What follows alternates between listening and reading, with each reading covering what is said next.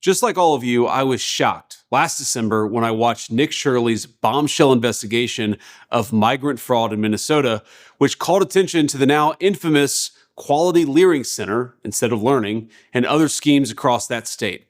This morning, the ringleader of the $250 million Feeding Our Future fraud scheme in Minnesota was sentenced in federal court to over 40 years in prison, bringing justice to the countless school children and families she had scammed.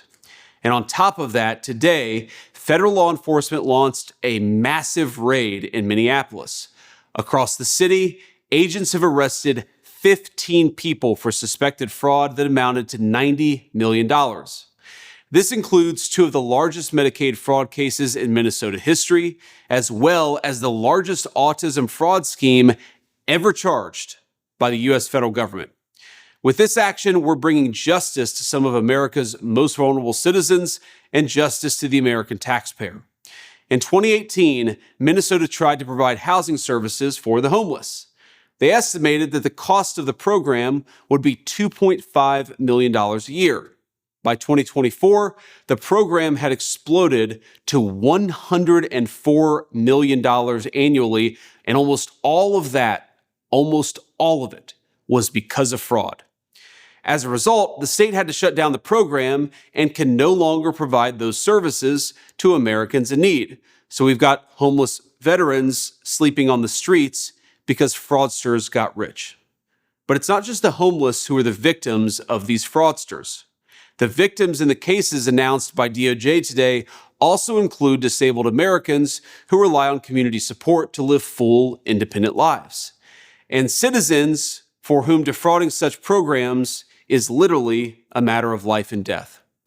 In one of the most horrifying cases charged today, a recipient who needed 24-hour care was supposed to be receiving exactly that through a Minnesota Medicaid benefit program. But he received nothing. No care, no services, nothing for months on end. And then he went quiet. For 2 days, a neighbor tried to check on him, knocking on his apartment door. Nothing. Shortly after, he was found dead. One day before this man died, the fraudster in question had tried to bill for the non-existent services, the services that if they had been provided, this man might actually be with us today. To get rich off taxpayers, even at the cost of others' lives, just as that fraudster had for many months before.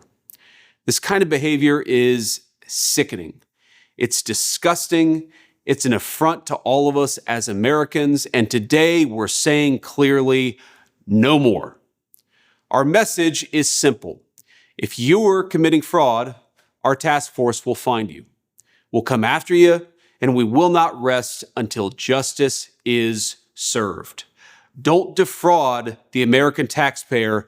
Don't get rich by trying to steal from them, or we are going to come after you until justice is served. That's our promise, and we're going to stick to it.